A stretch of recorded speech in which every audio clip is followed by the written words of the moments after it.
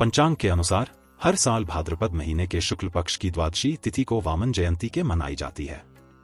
धार्मिक मान्यता है कि इसी दिन त्रेता युग में भगवान विष्णु ने ऋषि कश्यप और माता अदिति के घर वामन अवतार में धरती पर जन्म लिया था।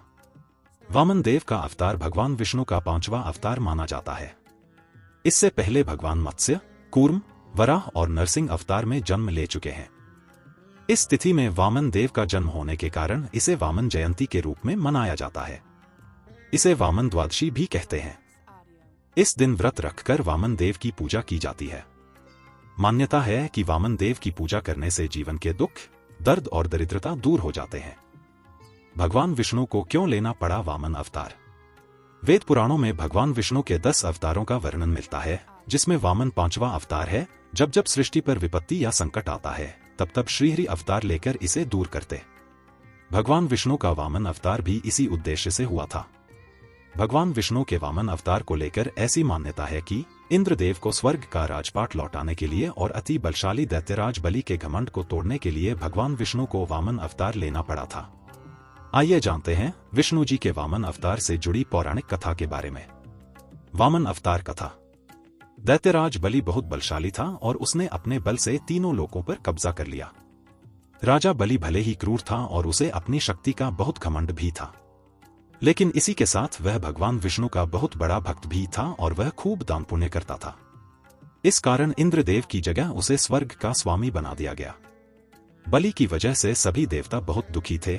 दुखी देवता माता अदिति के पास पहुंचे और अपनी समस्या बताई। जब देवी देवताओं को परेशान करने लगा बलि, लेकिन जैसे ही बलि को स्वर्ग का स्वामी बनाया गया, उसने अपने बल और पद का गलत प्रयोग कर सभी देवी देवताओं को परेशान करना शुरू कर दिया।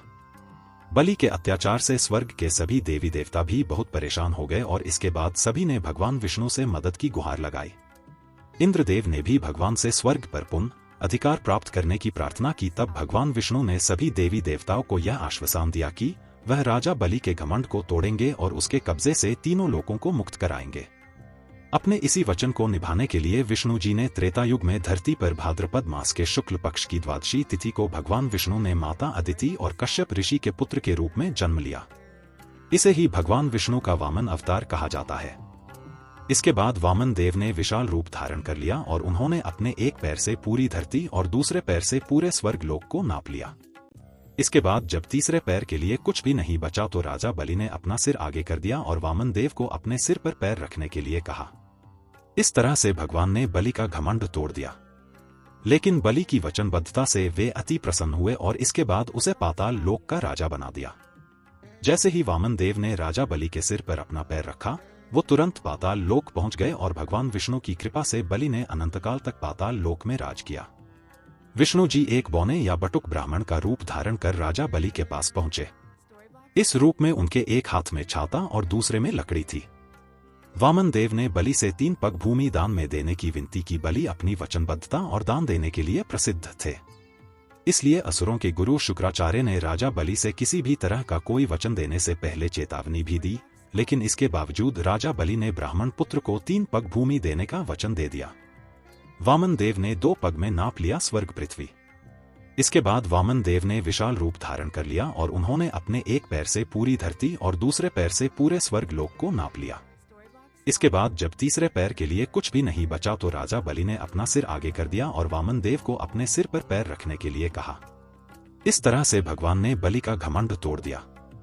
लेकिन बलि की वचनबद्धता से वे अति प्रसन्न हुए और इसके बाद उसे पाताल लोक का राजा बना दिया। जैसे ही वामन देव ने राजा बलि के सिर पर अपना पैर रखा, वो तुरंत पाताल लोक पहुंच गया और भगवान विष्णु की कृपा से बलि ने अनंतकाल तक पाताल लोक में राज किया।